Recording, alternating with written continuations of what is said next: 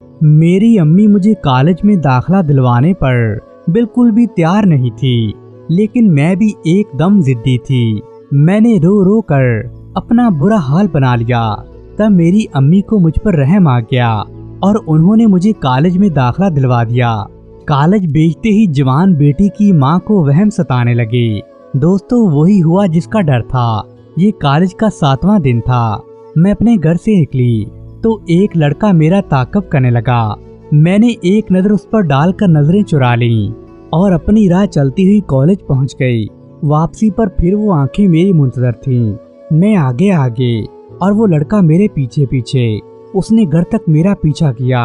अब तो ये उसका रोज का मामूल बन गया था। मैं उसकी नजरों से बचकर निकलना चाहती थी, मगर उसकी नजरें इतनी गहरी थी कि मुझे अपने जिस्म के अंदर उनकी तपश महसूस होती थी। मुश्किल की बात ये थी कि मैं घर से किसी से भी बात नहीं कर सकती थी। घर में बताने का साफ मतलब था कि घर वाले मुझे कॉलेज जाने से रोक देते। इस तरह मेरी तालीम का नुकसान होता और मैं ऐसा किसी कीमत में भी नहीं चाहती थी। दोस्तों, 1 साल यूं ही गुजर गया। आफरीन है उस बंदे पर। रोजाना उसने ये ड्यूटी मुझे दी। मुझे कॉलेज से घर और घर से कॉलेज वही पहुंचाया करता था। इतने अरसे में उसने कभी मुझसे बात करने की कोशिश नहीं की थी और ना ही मुझे कभी तंग किया था। बस मुझसे थोड़े से फासले पर पीछे पीछे चलता रहता था। जब मेरी मंजिल करीब आ जाती तो मैं पीछे मुड़कर देखती तो वो अचानक से गायब हो चुका होता था। आखिरकार मैंने उसकी दीवानगी से समझौता कर लिया। मैंने सोचा, मेरा क्या जाता है, अपनी जिंदगी बर्बाद कर रहा है और अपनी ही टांगे थिकाता है, अपना वक्त बर्बाद करता है। इसे मुझसे वैसे भी क्या मिलता है, मेरी बला से जाए, जो मर्जी करता फिरे। शुरू में मैं बड़ा डरती थी। रफ्ता रफ्ता मुझ में एतमाद आना शुरू हो गया। अब मैं अकेले कॉलेज आते जाते उसे जरा भी नहीं डरती थी। और वो जो मेरा पीछा करता था, मैं उसे अपना मुहाफिज और चौकीदार की तरह समझती थी। इस तरह सुकून से मैंने अपना तालीमी सफर जारी रखा। बल आखिर मेरा सितारा गर्दिश में आ गया। एक रोज जबकि कॉलेज में पार्टी थी और मैं अपने रास्ते पर जा रही थी कि अचानक वही लड़का मेरे सामने आ गया। मैं उसको उसके कदमों की आवाज से भी पहचान सकती थी। पहली बार जब मैंने उसकी सूरत देखी तो मैं देखती ही रह गई। मैंने पूछा, क्या बात है मिस्टर, बड़े मुस्तकिल मिजाज आदमी हो, अभी तक तुमने हिम्मत नहीं हारी। तो वो आगे से कहने लगा, लेकिन आज हिम्मत हार दी है। ये कहकर वो जल्दी से एक रुक्का मुझे पकड़ा कर चला गया और मैं हैरत की तरह उसे देखती रह गई। वो मेरा नाम भी जानता था। पहले मैं उस खत को घूरती रही और यही सोचती रही कि पढ़ूं या बगैर पढ़े ही फाड़ दूं, मगर उसी लम्हे तजस्सुस ने मेरा दामन पकड़ लिया और घर लाकर मैंने वो खत पढ़ा। उसमें लिखा था, मैं कोई आवारा आदमी नहीं हूँ। जब से तुमको देखा है तो तुम्हें बुला नहीं सका। मैं तुम्हारे घर शादी का पैगाम भिजवाना चाहता हूँ, अगर तुम इजाजत दो तो। मैंने सोचा, अजीब पागल जुनूनी आदमी है, न जान न पहचान, और बना है मेरा उम्र भर का साथी बनने। मुझे क्या पता लोफर है या शरीफ खानदान का है, निकम्मा है या मालदार है। देखने में तो निकम्मा सा ही लगता था, लेकिन उसकी सूरत बड़ी प्यारी थी। मगर वो मेरे लिए तो अजनबी ही था। मैं कैसे अनजान रास्तों पर चलकर उस पर एतबार करती। उसने अपना नाम असगर लिखा था और घर का पता भी दर्ज किया हुआ था। मैंने वो खत अपनी सहेली को दिखाया और मैं उससे कहने लगी, मालूम नहीं ये कौन है, कॉलेज के पहले दिनों से ही मेरे पीछे पड़ा हुआ है। उसने नाम पता पढ़ा तो कहने लगी, जानती भी हो इस पागल को, ये मेरे चचा का बेटा है, ये मेरे चचा की इकलौती औलाद है, ये अपने वालिदैन का पढ़ा लिखा बच्चा है, इनका अपना बिजनेस है। असगर बुरा नहीं है, ये बहुत अच्छा लड़का है, बस इसे यूं समझ लो कि तुम्हारे इश्क में गिरफ्तार हो गया है। मेरी सहेली नाजिया मुझसे कहने लगी, अब इस मसले का हल निकालो। 1.5 साल से खामोशी से उसने बर्दाश्त किया है और हर रोज वो तुम्हारी राह तकता रहा है। तुम्हारे दिल में उसके लिए जरा भी नरम गोशा नहीं है। तो मैंने कहा, मैं क्या करूं? तो मेरी सहेली कहने लगी, जरा संजीदगी से सोचो, कहती हो तो मैं चची जान को तुम्हारी अम्मी के पास भिजवाती हूँ और वो तुम्हारी अम्मी से रिश्ते की बात भी कर लेंगी। फिर जो जवाब तुम्हारे वालिदैन से मिलेगा वो उनकी किस्मत। दोस्तों, इस तरह नाजिया मेरे जहन को कई दिनों तक हमवार करती रही कि शायद मेरे दिल में उसके कजन के लिए नरम गोशा पैदा हो जाए। आखिर मैं भी सोचने पर मजबूर हो गई कि लड़का तो मुनासिब ही है। मेरी खामोशी को नीम रजामंदी समझकर नाजिया अपनी चची को हमारे घर ले आई। उन्होंने आते ही सीधी बात की कि मैं अपने बेटे के लिए आपकी बेटी का रिश्ता मांगने आई हूँ। वसीला नाजिया बनी हुई थी, इसलिए अम्मी ने उन खातून की बात को गौर से सुना और उनका हाल अहवाल मालूम किया। जब हर तरह से तसल्ली हो गई तो उनसे कहने लगी, कुछ दिन बाद सोच कर जवाब दूंगी। मेरा भी कॉलेज का नतीजा आ गया और मैं अच्छे नंबरों से पास हो गई। अब असगर के घर वाले बार बार आने लगे। इधर नाजिया से असगर पूछता रहता था कि आमना के घर वाले जवाब क्यों नहीं देते और वो सोचने में और कितना टाइम लगाएंगे। हाँ या ना में जवाब दें तो कुछ हमें भी पता चल जाए। उन्हीं दोनों मेरे अब्बा को बीमारी ने आ लिया और वो मुलाजमत छोड़कर घर बैठ गए। वालदा ने मुझे अपनी उम्मीदों का मरकज बना लिया। हर वक्त वो यही कहती रहती थी, तुम्हारे अब्बू अब काम नहीं कर सकते, अब आमना ही हमारा सहारा बनेगी। मैं आगे पढ़ना चाहती थी, लेकिन हमारे घर के हालात बड़े खराब होते जा रहे थे। मुलाजमत मेरे नसीब में लिखी हुई थी, वो भी उस उम्र में जब लड़कियां सुनहरे ख्वाब देखती हैं। असगर की वालदा बार बार चक्कर लगा रही थी, क्योंकि उनका बेटा उनको मजबूर करता था कि मैंने शादी तो आमना से ही करनी है, मेरी माँ मेरे लिए कुछ करें। मेरी अम्मी रिश्तेदारों के पास जा जाकर मेरी मुलाजमत के लिए दरख्वास्त करती थी। एक रोज अम्मी के कजन आए हुए थे और कहने लगे कि अगर आमना ने मुलाजमत करनी है तो मुझे अपनी दरख्वास्त और मतलूबा कागजात दे दे।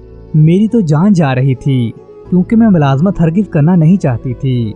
लेकिन मेरी वालदा बड़ी खुश हो गई और अपने चचा ज़ाद को दुआएं देने लगी। कहने लगे कि भाई अल्लाह ताला तुम्हें इसका अजर दे, तुमने हम पर बड़ा एहसान किया है। आमना ने जो पढ़ना था सो पढ़ लिया। अब वैसे भी इसके अब्बू की तबीयत खराब रहती है, तो घर की जिम्मेदारी अब इसे ही संभालनी है और छोटे बच्चों को भी तो पढ़ाना है।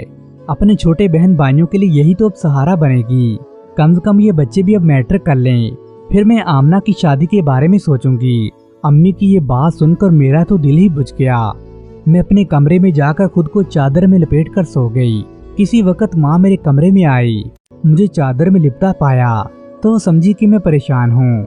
सर पर हाथ रखकर कहने लगी, मेरी बच्ची परेशान न हो, ये अल्लाह की मर्जी है, हमारी मजबूरी है। तुम्हारे अब्बू को कैंसर हो गया है, उनकी जिंदगी के दिन बड़े ही थोड़े हैं, मैं बड़ी मजबूर हूँ।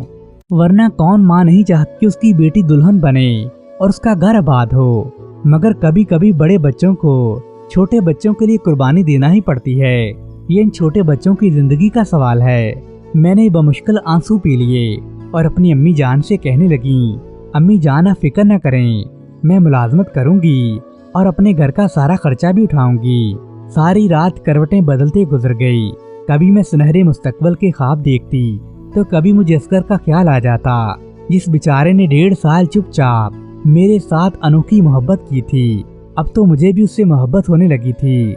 मैंने अब अम्मी से वादा भी कर लिया था, ख्वाह मुझ पर क़यामत ही क्यों न टूट पड़े, मैं अपने घर वालों का सहारा जरूर बनूंगी। जब सुबह होगी तो मैं तैयार होने लगी। माँ की नजरों ने मेरा इरादा बांध लिया था। बोली, बेटी बेशक हमारा सहारा ना बनो, मगर ऐसा कदम हरगिज मत उठाना जिससे तुम्हारे बाप की इज्जत मिट्टी में मिल जाए। वाकई माँ की नजरें दीवार से इधर उधर देख लेती थी, क्योंकि आज मैं असगर से ही मिलने जा रही थी। पर उसे मैं समझाने जा रही थी कि अब वो मेरा इंतजार करना छोड़ दे और अपनी वालदा को भी मेरे घर ना भेजे, क्योंकि मुझे अब लंबे अरसे के लिए कुर्बानी देनी है। नाजिया के जरिए मैंने उससे मुलाकात की ख्वाहिश का इजहार किया। असगर से जब मेरी मुलाकात हुई तो असगर मेरी बातें सुनकर नाराज हो गया। उसने कहा, तुम मोहब्बत को मजाक समझती हो, मगर इश्क मजाक नहीं होता, इश्क इश्क ही होता है। इंसान अकल से जाते हैं और फिर जान से जाते हैं, मगर इस राह को कभी तर्क नहीं कर सकते जिस पर चलकर इश्क की मंजिलें तय की जाती हैं। तुम नौकरी का ख्याल छोड़ दो, मैं तुम्हारे घर वालों की कफालत करूंगा। मेरे वालिदैन बड़े अमीर हैं, हमारा बहुत बड़ा कारोबार है। मैंने तुमसे मोहब्बत नहीं तुमसे इश्क किया है। लेकिन मैं कहने लगी, मेरी गैरत ये गवारा नहीं करेगी कि कोई मेरी खातिर मेरे खानदान का बोझ उठाए। उस वक्त असगर ने मुझे कहा था, आमना तुम बड़ा गलत फैसला करने जा रही हो। याद रखना वक्त बड़ा बेरहम होता है, ये किसी का इंतजार नहीं करता। तुम असल में मुझसे जान छुड़ाना चाहती हो।